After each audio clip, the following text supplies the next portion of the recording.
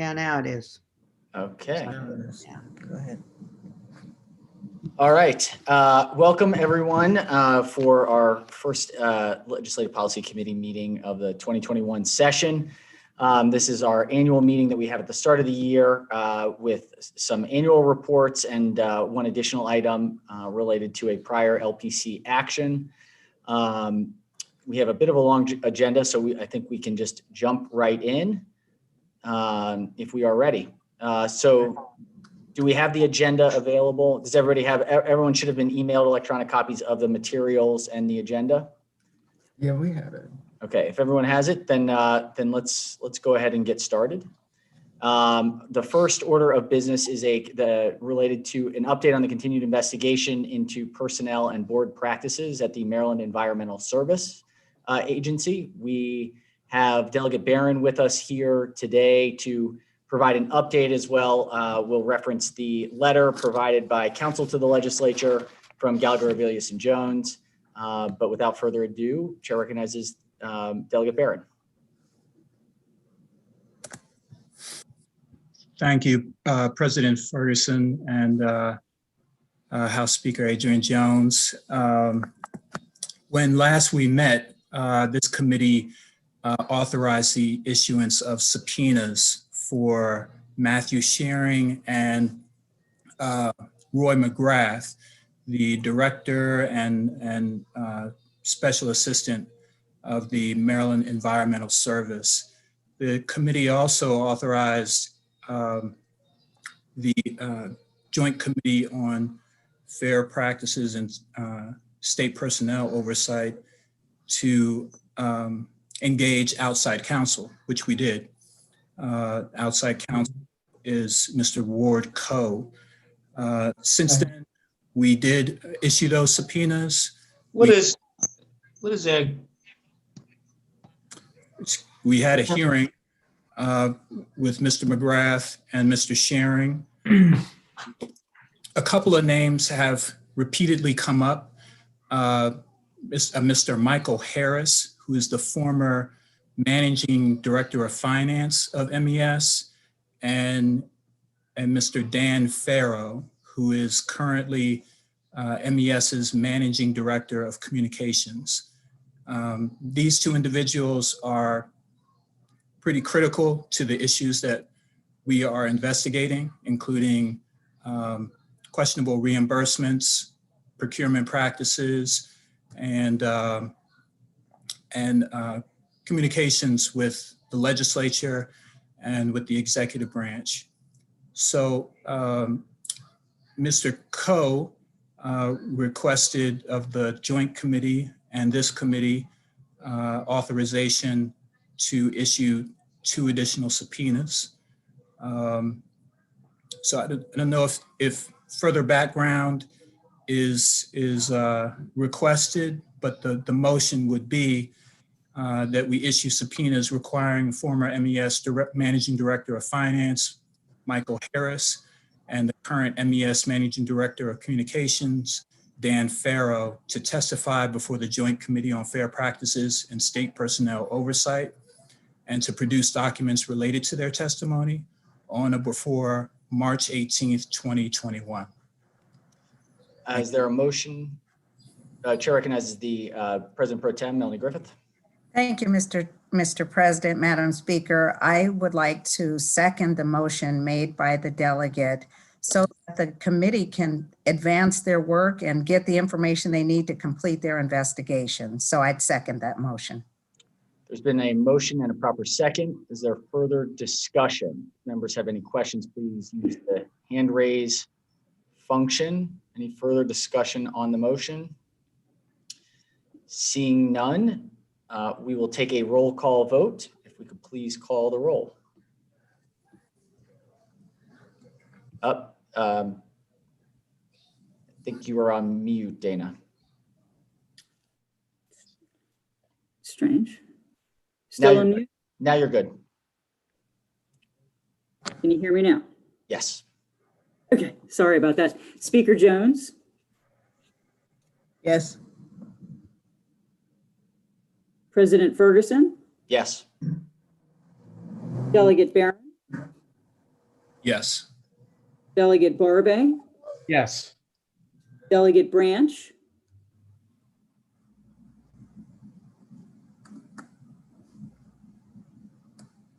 I think he might be on mute. Delegate Branch, Yes. Delegate Clippinger, Yes. Delegate Davis, Yes. Delegate Dumais, Yes. Senator Edwards, Yes. Senator Feldman, Yes. Senator Griffith, Yes. Senator Gazzoni, Yes. Senator Huff, Yes. Delegate Kaiser, Yes. Senator Kelly, Yes. Senator King, Yes.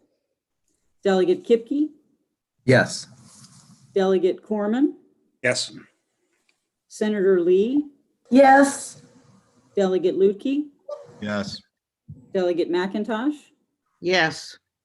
Delegate Pendergrass, Yes. Senator Pinsky, Yes. Delegate Sample Hughes, Yes.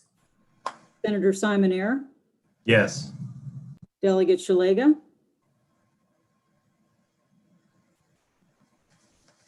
Okay, we'll come back to her. Senator Zucker. Yes. Okay, so it looks like Delegate Shalega is not in attendance. All right. It sounds like it was a unanimous Mr. vote. President, I didn't get a chance to vote, but I'm a yes, as if it mattered, but just wanted to be recorded for the record. I'm sorry, yes. Excellent. Thank you, Senator. So unanimous vote to approve the motion. The motion passes. Thank you, Delegate Barron. Our next order of business is the State Treasurer's Office, a report of the Treasurer. I believe we have Ms. Gruber here with us. Ms. Gruber, would you prefer, would you like to go ahead and? Yeah. The Treasurer, okay. Yeah, and the treasurer is on the call, as is the deputy treasurer, Bernadette Bennick, if there are any questions. So with that, good afternoon, Mr. President, Madam Speaker, and members of the committee. By statute, the treasurer is required to report twice a year to the Legislative Policy Committee on activities in the prior 6 months. Her duties include serving on the Board of Public Works, the Board of Revenue Estimates, and serving as chairman of the Capital Debt Affordability Committee. In terms of her role on the Board of Public Works, she noted some highlights from her report that she wanted me to mention.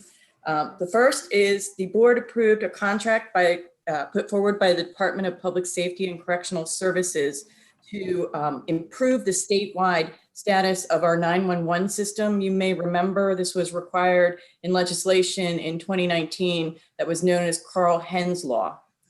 The board also approved a Department of Labor request for a contract to hire a program manager to modernize some of the critical systems in the Division of Unemployment Insurance. Maryland received federal funds to proceed with this effort, and that contract was voted on in September.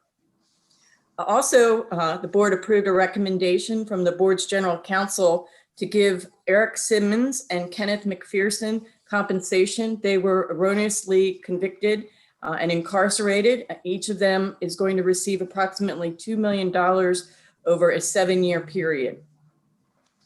And then finally, the board approved approximately $400 million in reductions in July as a result of the economic downturn caused by COVID.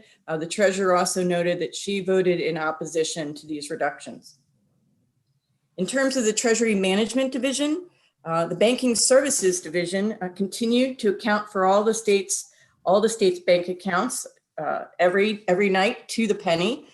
They also continue to monitor the over 1,400 bank accounts on behalf of state agencies, and those are held at 25 different financial institutions. The Investment Division continued to monitor the general fund investment portfolio. The treasurer did note that average interest earnings were down. The interest rate on the earnings on the portfolio decreased from 1.75% to 0.32% this year. And the general fund gross earnings on the general fund investment portfolio for this year were approximately $14 million as of December 31st. In debt management, As always, the treasurer and the rest of us are pleased to report that in July, all three bond rating agencies reaffirmed Maryland's AAA bond rating, and we remain one of 13 states in the country to have this coveted rating. Her report also notes that the next general obligation bond sale is scheduled for February 24th of this year and will be approximately $475 million in general obligation bonds. In the insurance division, in addition to the state's self-insurance status, to protect the state's self-insurance trust fund against catastrophic losses, we enter into a number of commercial policies. Two that the report noted that are new, effective September 1, 2020, fiduciary liability insurance was placed on behalf of the state retirement and pension system to cover system fiduciaries, trustees, employees, and the state as the plan sponsor. And then in addition to our state self-insurance program, the state entered into a cyber, network security, and privacy insurance policy that became effective September 30th. And this protects all three branches of state government, as well as state universities and colleges from hacking, extortion, or other cyber threats. There are two policies under this program, each providing annual aggregate limits of $10 million. And they also note that as a part of the policy, the state has access to the insurance company's specialists, breach response experts. So if we have a problem, there's 24/7 access to these experts as a part of that policy. Her report also noted that global insurance remains very volatile. And then as a result, a number of the state's insurance policies have had increased premiums. For example, the Maryland Transit Authority's insurance policy increased by approximately $4 million as a result of these premium increases. So with that, you received a copy of her very extensive report via email, and the treasurer and Bernadette Bennick are available for questions. Thank you, Ms. Gruber. It was a very detailed report and very much appreciated. Are there any questions from members? Mr. President? Yes, Madam Treasurer. Sorry, I see my. Please. No, Madam, please. Madam Treasurer. I just wanted to add, we of course are here to answer any questions you might have. The one thing I wish that I had added in the insurance area, although it touches other areas too, is the beginning of significant impact of climate change. I believe if you look through the insurance and see where problems are, where you might anticipate problems arising, either in cost or availability, I think we're beginning to see that. Thank you. Thank you for pointing that out. Question, Mr. President.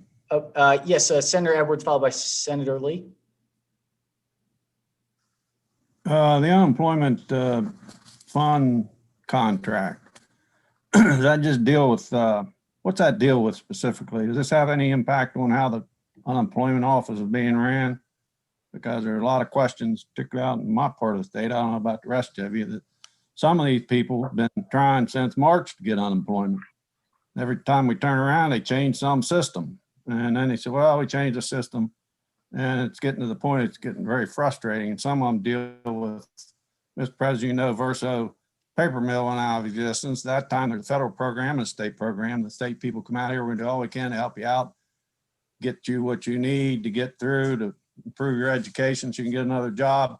Some of these people signed up for the federal program, which the state's tied to that. That got all screwed up because of all these changes. Now they aren't getting, in some cases, anything. So does this unemployment fund contract have anything to do with that, or just have to do with the money we pay the Beacon or what? I would say it really doesn't. But we are well aware of those problems.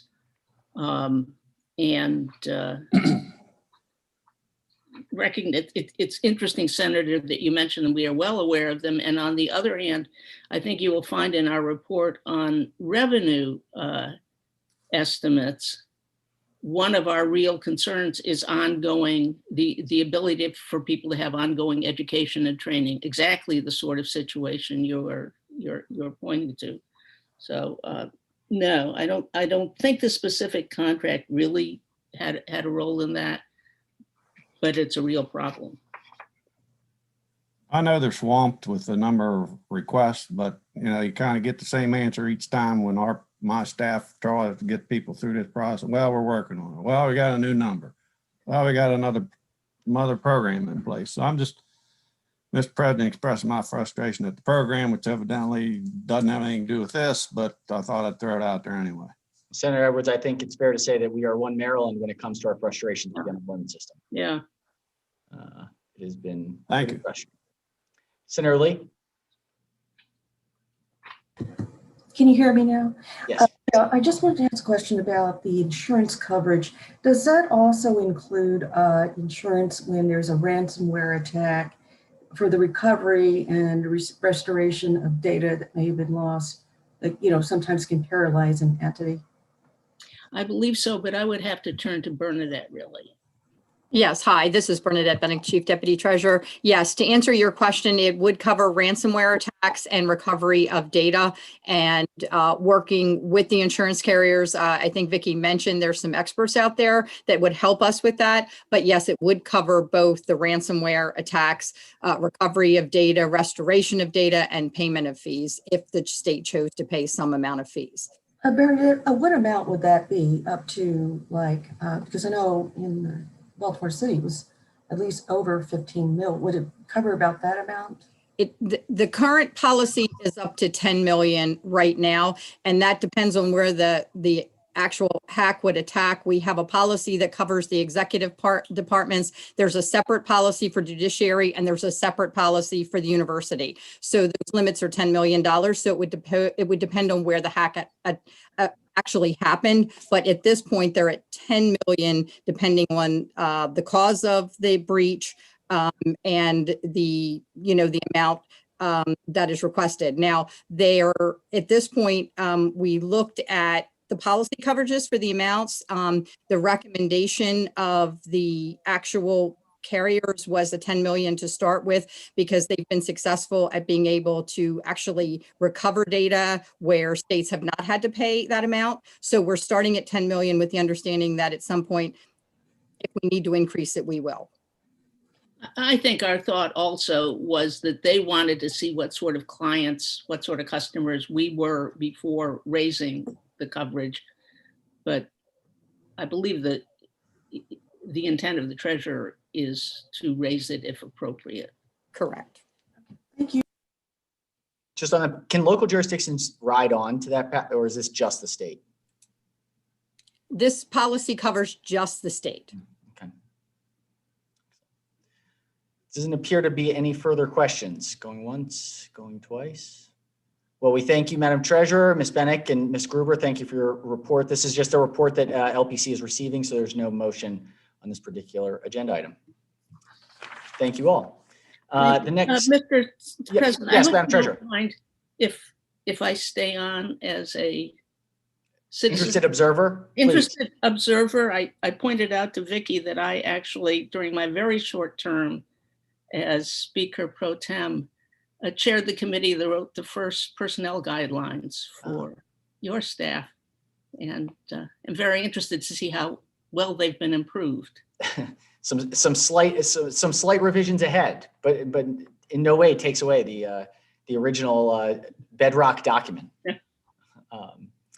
So next up, we do have part 3, the Maryland General Assembly Personnel Guidelines with proposed revisions. We have Ms. Lori Mathis, the Director of the Office of Operations and Support Services, who has been doing incredible work to help us run this session, and want to thank her publicly for her and her team for everything they've done over this interim to get us here.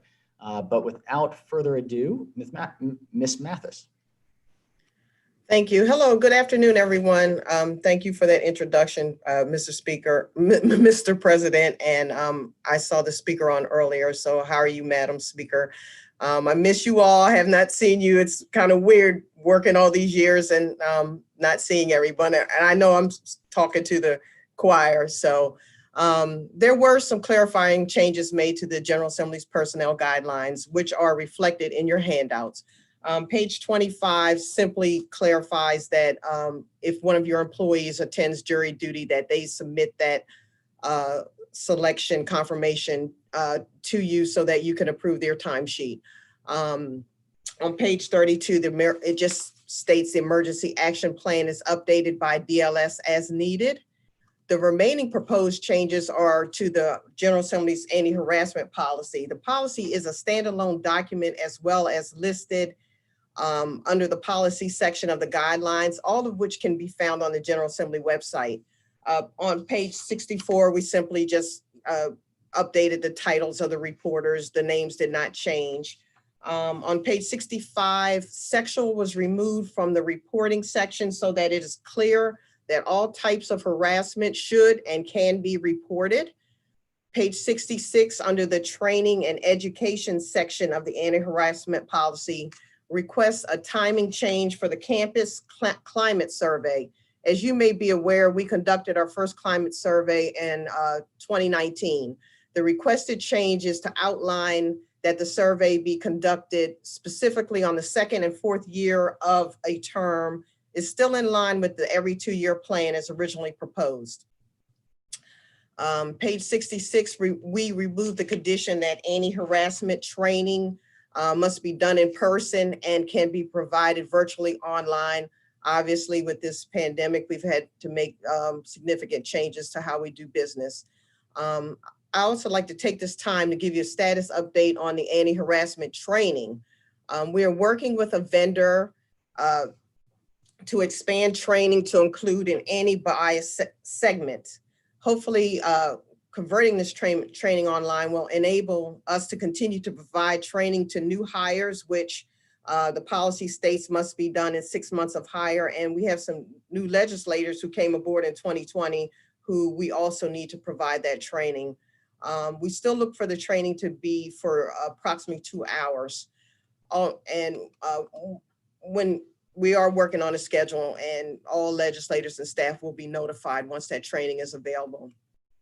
This concludes my report on the update of the on the guidelines. I'm sorry, Treasurer Cobb, is just so boring. I didn't have a lot to report to you today.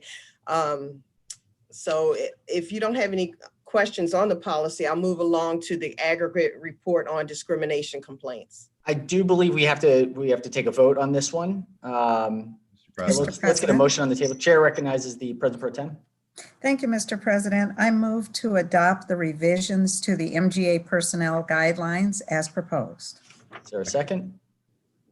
Second. Second the motion. Been a motion properly seconded. Any discussion on the proposed revisions? Seeing none, if we could please call the roll. Speaker Jones, Yes. President Ferguson, Yes. Delegate Barron, Yes. Delegate Barve, Yes. Delegate Branch, Yes. Delegate Clippinger,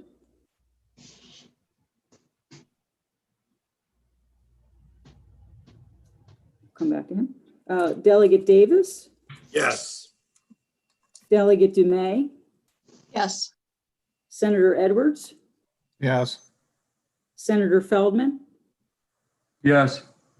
Senator Griffith, Yes. Senator Gazzoni, Yes. Senator Huff, Yes. Delegate Kaiser, Yes. Senator Kelly, Yes. Senator King, Yes. Delegate Kipke, Yes. Delegate Corman, Yes. Senator Lee, Yes. Delegate Lutke, Yes. Delegate McIntosh, Yes. Delegate Pendergrass, Yes. Senator Pinsky,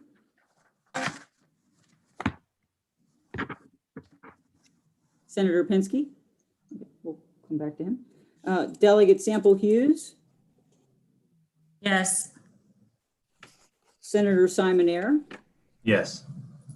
Senator Smith,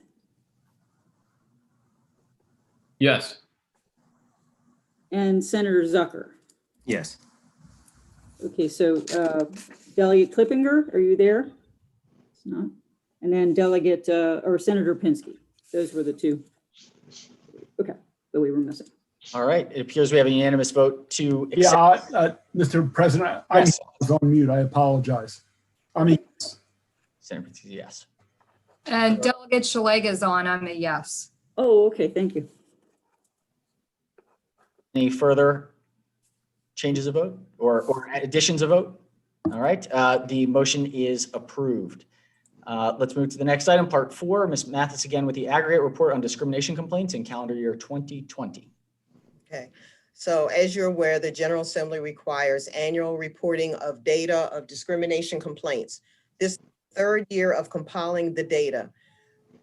During the period January 2020 to December 2020, there was one complaint made against legislator, which resulted in no finding, and one complaint made against a General Assembly employee, which was referred for criminal investigation.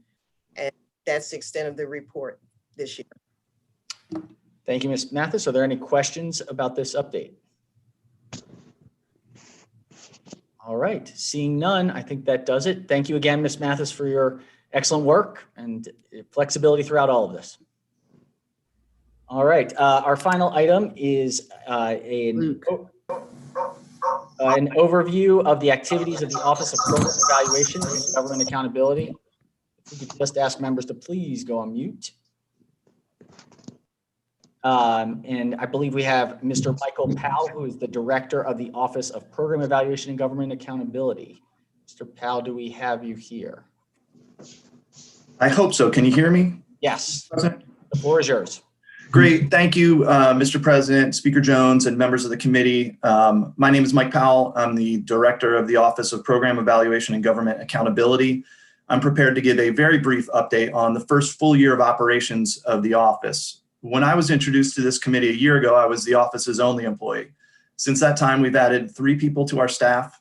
Grant Mayhew is an attorney and a Towson University graduate. Tanya Webb has a master's in public health and is pursuing her PhD in public policy at UMBC.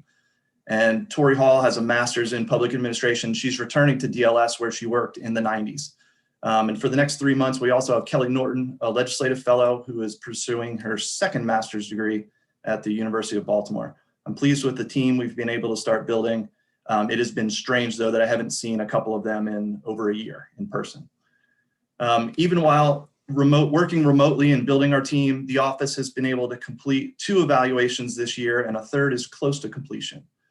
The first was a limited scope evaluation of the Division of Parole and Probation done at the request of the President and Speaker. The evaluation focused on the involvement of supervisees in serious violent crime in Baltimore. And among other observations, we found that 45% of murder victims in Baltimore were under supervision at the time that they were victimized. We made 4 recommendations towards reducing the number of supervisees being involved in violent crime. And per statute, we will follow up with parole and probation in 6 months to report any progress they've made on implementing those recommendations. The second evaluation was of emergency procurements, responding to a request from Senator Pinsky and Delegate Pendergrass. This evaluation has just been completed and sent to the co-chairs of the Joint Audit and Evaluation Committee, and it will be released more broadly in the coming days.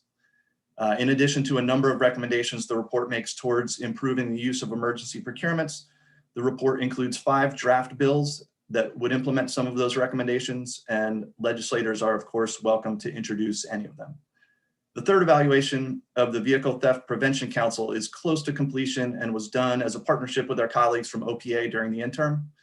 We are currently scoping out what we hope will be our next evaluation, and should the JAEC decide to move forward, we hope to begin that evaluation as soon as possible. Thank you for your time. I'm happy to answer any questions. Thank you, Mr. Powell. Are there any questions from members?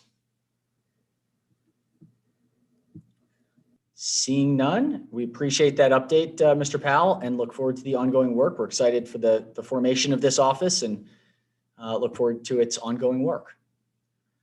So that concludes the business of the day. I would be remiss if I did not point out that this is the first Legislative Policy Committee meeting since 1983 that one of our members is not present.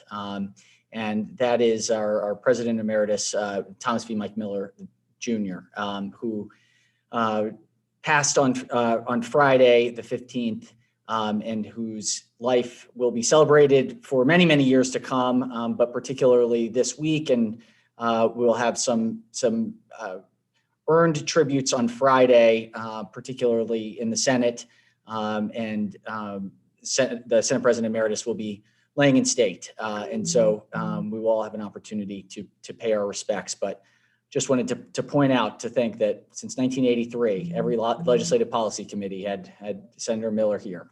So it's an odd moment for that to not be the case.